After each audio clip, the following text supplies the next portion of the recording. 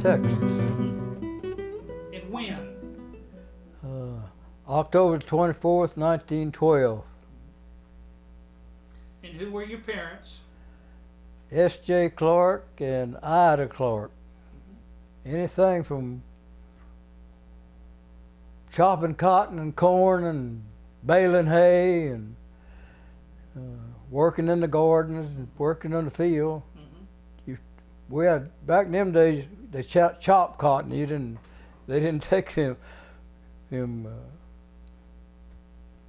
whatever plows to plow it like we did. Plowed with mules, horses. I'll tell you, one time I was running a turning plow with 2 mules. I was holding them like that, and Mr. Will Woods come by and said, "Sam, you learning him a little young, aren't you?" He said, "Well, he's big enough to hold to the plow and to line so he can plow." And I think that's the reason I can't even straighten my hands out now. I did that so long. But anyhow, that's the way we did. And then they had cultivators to cultivate we was turning it under with the turning plow. But we had cultivators to plow the cotton and corn and cane if it was in rows. And then sometimes they broadcasted the cane and it didn't have to be plowed, just broadcasted. Was everyone doing cotton? Cotton was the main thing. Now they don't even raise no cotton out there. Right. Well, we had a gin at Turnerville that went sometime we took it to Goforth.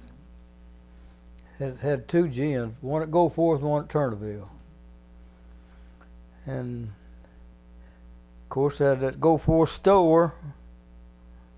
Then we had the schoolhouse. We walked to school all the time. Didn't have no buses then.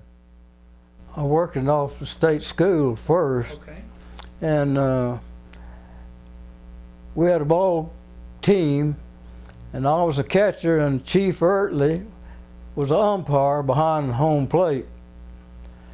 And he started Camp Swift down there, and I told him, asked him if couldn't give me a job down there, and he said, "Well, go down there and talk to Colonel Spence." And I did, and anyhow, I went down there to talk to Colonel Spence, and that guy was running. He said, "Well, Colonel's not here." I said, "What do you want?" I said, "Chief Ertley sent me down here to put my application in for the fire department." He gave me some papers to fill out, and I filled them out and gave it to him, and he said, when can you come back to work? I said, "Anytime you want me to," and he said, "Come back tomorrow." I said, "No, give me 1 day so I can tell my boss up there, give me 1 day off, then I'll start to work." And that's how I got back on the fire department. I stayed there till it closed. Mm-hmm. Well, we trained after, when I went to Camp Swift, that's when Chief Ertley trained us down there. And it wasn't long till you knew what to do anyhow if you had a fire. But we didn't have many fires. But one time we went, and I was working on the tailgate. I hollered at the driver to stop. We done run out of hose. I said, "Back up," and we'll put it around that bar that we. And then I said, "Took off," and we took on off and hooked up. Anyhow, I told the chief what happened afterwards. He said, "Well, you're not supposed to pull them hose on the bar like that. You're supposed to go get you another 50 feet off another hose." I said, "Well, fire was burning and we didn't have time," and I said, "I didn't know that you're supposed to do that anyhow. I knew we run out of hose, and I knew we couldn't get no fire out if we didn't have a hose to pump, hooked up to pump." Mm-hmm. Me and Tommy Green was up on the building one here, and he said, "We better go down to the bottom, help them down there." And I said, "No, we're doing more good down up here than we would be if we were down there." So we stayed up there. But he was afraid that roof was going to fall in, but it didn't. with the Butte Fire? Well, I was one of the first. I guess I was the fact I'm the last one that's living. I guess it was there when we started, because all the rest of them's gone.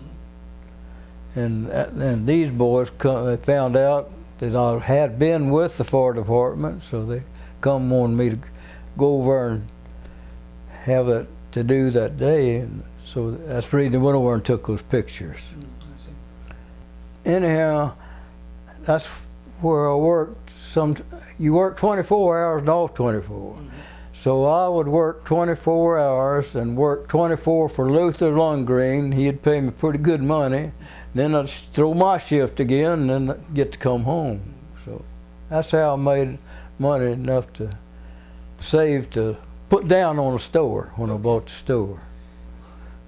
Well, we went together a good while before we were married, but we had parties out there. We went to parties. And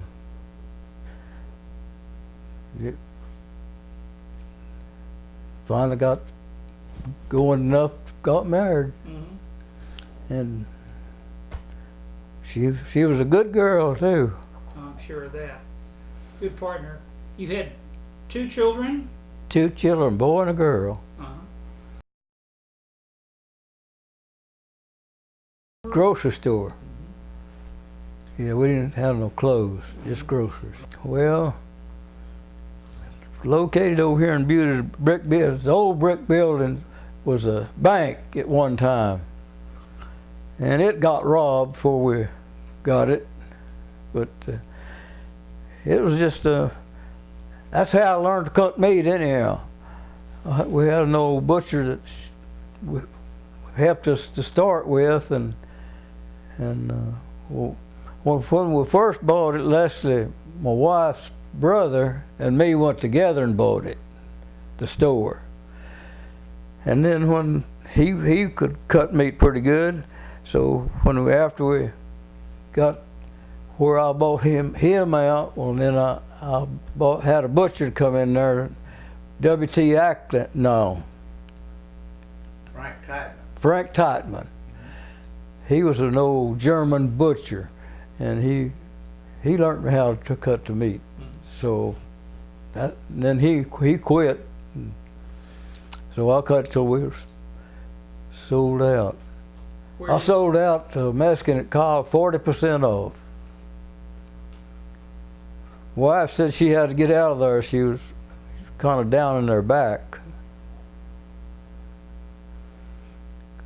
It's hard to get what kind of people you wanted to help me run it, so we just closed it up. We had pretty good customers. Of course, we got stuck. We sold on the credit, and we got stuck on some bills.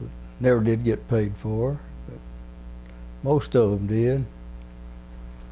But when we quit, when we closed up, well, we didn't get no more money after that, because people didn't have more money back in them days. Not like they do now, anyhow. We was there 23 years, I think. From 47 to whatever that is. I think we was there 23 years. 69.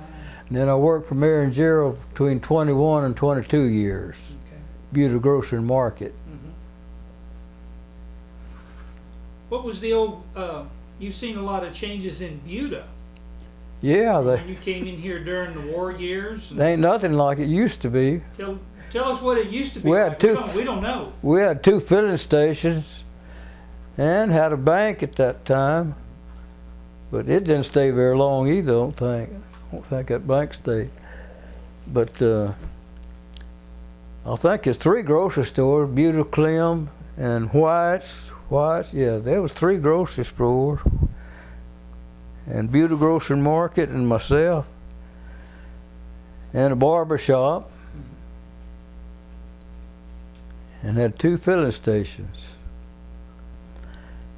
Well, I guess the reason I stayed so much at the cemetery out at Goforth was Martin Cemetery. We was just kids, and we went up there, and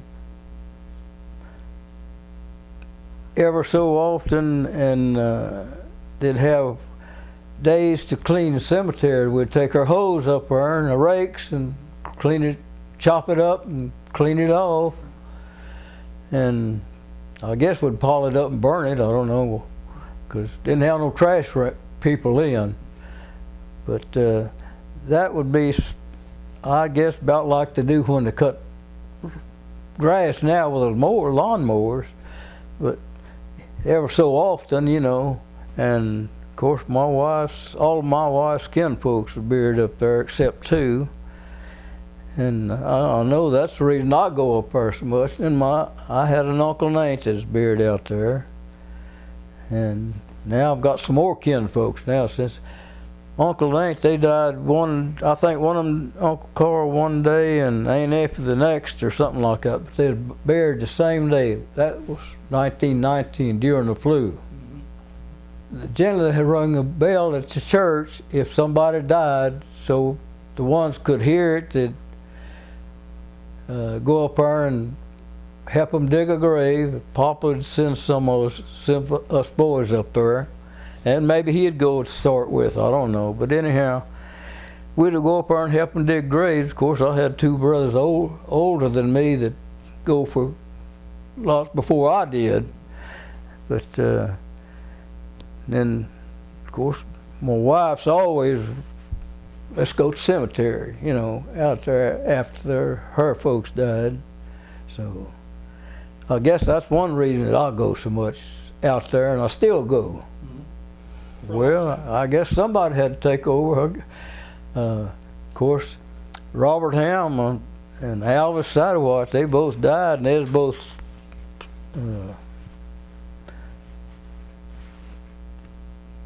trustees or whatever you call them out there.